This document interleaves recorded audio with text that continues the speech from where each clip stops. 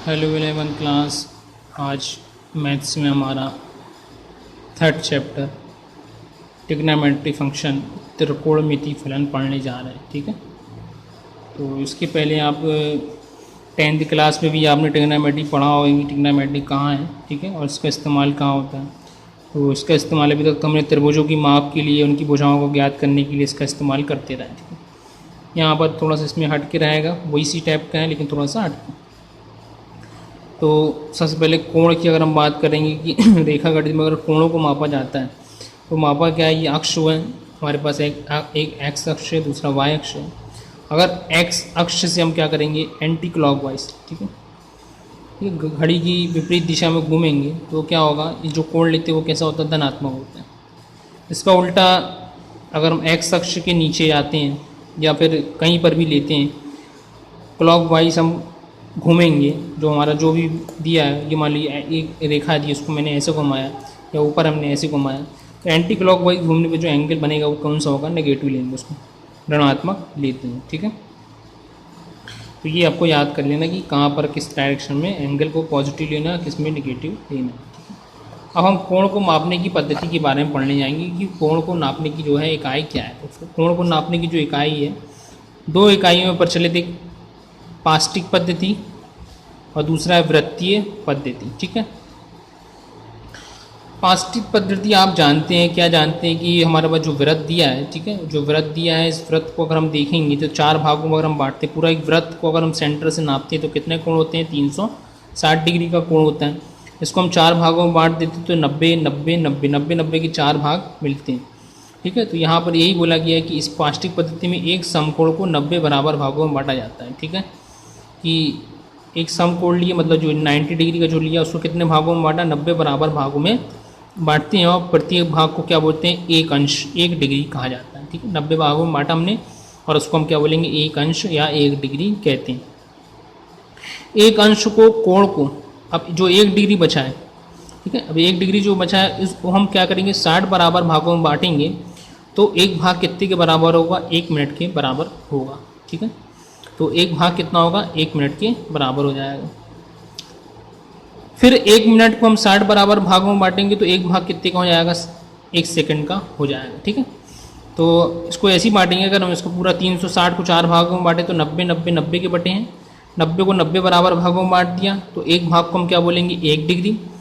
अब 1 डिग्री को 60 भागों में बांटेंगे तो कितने के बराबर हो जाएगा, वो 1 मिनट के बराबर हो जाएगा। अब जो 1 मिनट होगा उसको 60 भागों में बांटेंगे तो 1 सेकंड, जैसे समय की बात करते हैं वही हाल इसमें। तो एक समकोण बराबर कितना, 90 डिग्री 90 अंश। 1 डिग्री बराबर कितना, 60 मिनट, मिनट को डैश से प्रदर्शित करते हैं, और 1 मिनट में कितना हो गया, 60 सेकंड, ये 60 मिनट, ये 60 सेकंड, इसको डबल मार से प्रदर्शित करते हैं।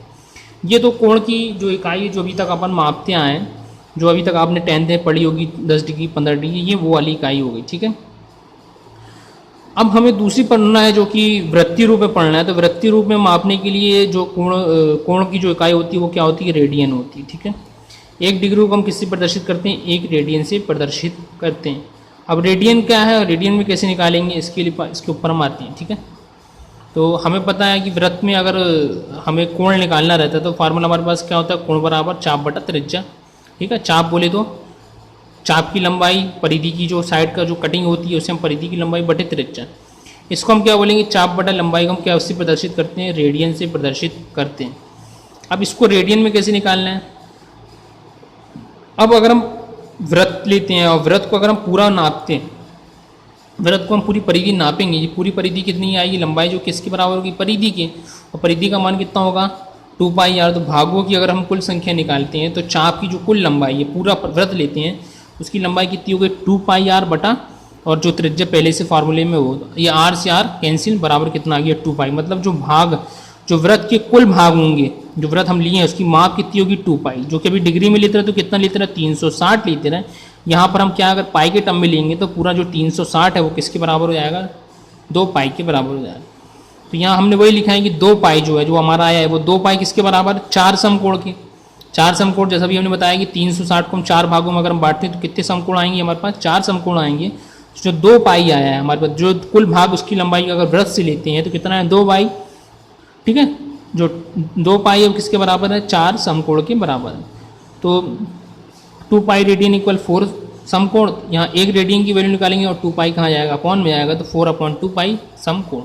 कैंसिल करेंगे तो कितना होगा, 2 पाई समकोण, तो पाई का यहाँ इंटू कर देंगे, तो पाई रेडियन बराबर 2 समकोण, 2 समकोण बराबर कितना होगा 180। मतलब जो पाई रेडियन होता है, एक पाई रेडियन किसके बराबर हो गया 180। अब एक रेडियन की वैल्यू अगर निकालना है तो एक रेडियन बराबर कितना जाएगा 180 पाई बटे में जाएगा, तो 180 बटा पाई। तो यहाँ से हमने क्या दिया कि पाई बराबर कितना है 180 है और पाई रेडियन बराबर, ठीक है, और एक रेडियन की वैल्यू अगर निकालेंगे, एक रेडियन इक्वल कितना आएगा 180 बटा पाई, ठीक है। तो ये संबंध आपको समझ में आ गया होगा कि अभी तक जो कोण में नापते रहे, तो कोण में क्या है कि हमने जो वृत्त है उसको 4 भागों में बांटा, एक भाग को हमने समकोण कहा, और समकोण का मान क्या है समकोण का जो मान है तुम्हारा कितना 90 डिग्री है।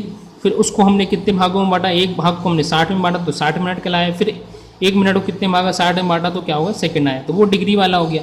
अब यहाँ पाई के टर्म में लेना है, मतलब वृत्त से अगर हम नाप रहे हैं कि अगर हम मानते हैं कि वृत्त के फार्मूले से हम इसको सॉल्व करेंगे, तो वृत्त के फार्मूले से क्या होगा, कुल भाग यहाँ पर कितना है, वृत्त की कुल लंबाई बटा त्रिज्या, कुल लंबाई कितनी है तुम्हारी 2 पाई आर बटा आर, तो कितना आया मान 2 पाई, जो 360 किसके बराबर आ गया 2 पाई के बराबर आ गया।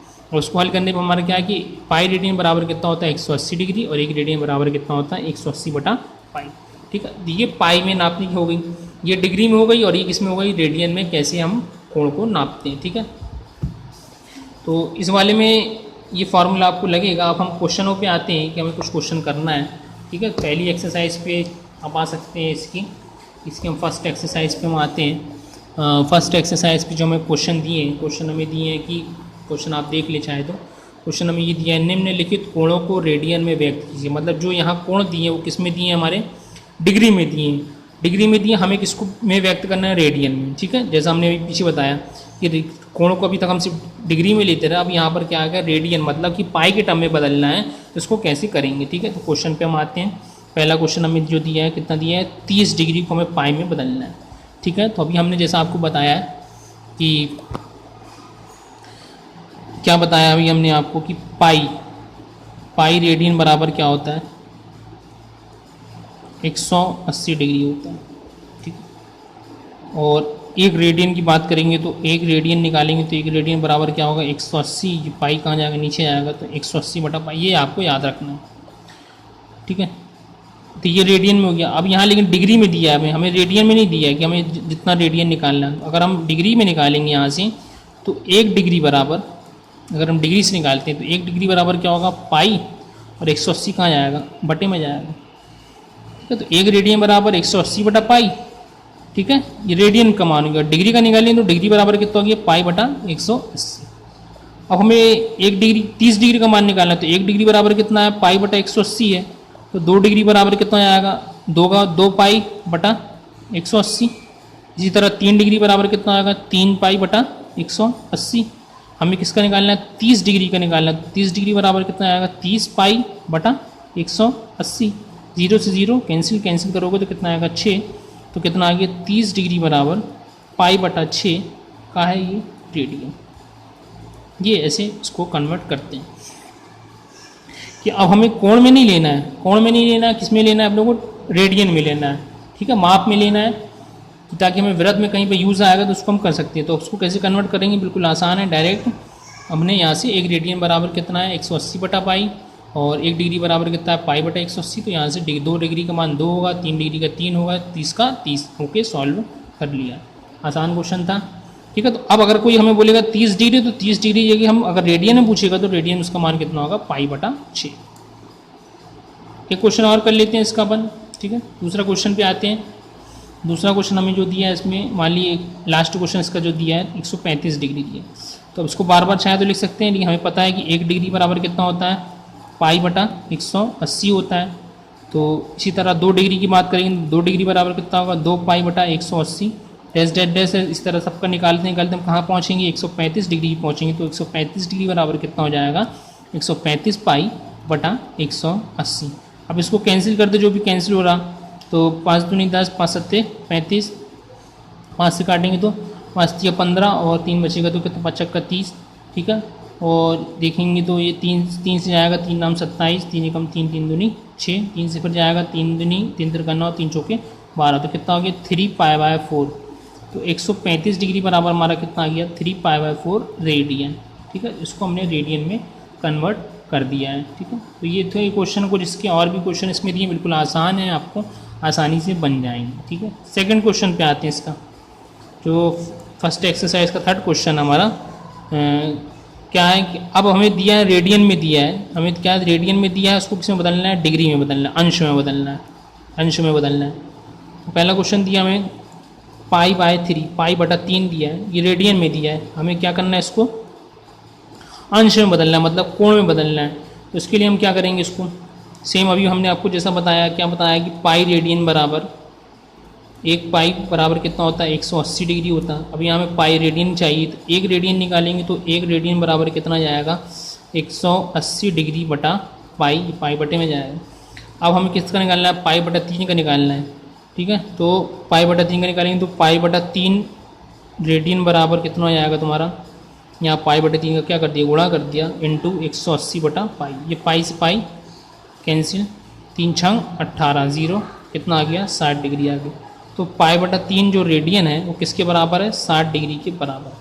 ठीक है, ये क्वेश्चन अगर आता है आपको आसानी से आप कर लेंगे कि अगर π/3 दिया है तो मतलब वो कितना है, 60 डिग्री है, डिग्री में लिखेंगे तो 60 और रेडियन में लिखेंगे तो π/3। ये क्वेश्चन और इसका कर लेते हैं हम। ये क्वेश्चन दिया है 6π/3 को हमें बदलना है किसमें, रेडियन में। तो अभी जैसे बताया कि एक पाई बराबर या पाई बराबर कितना हो गया तुम्हारा, 180 डिग्री।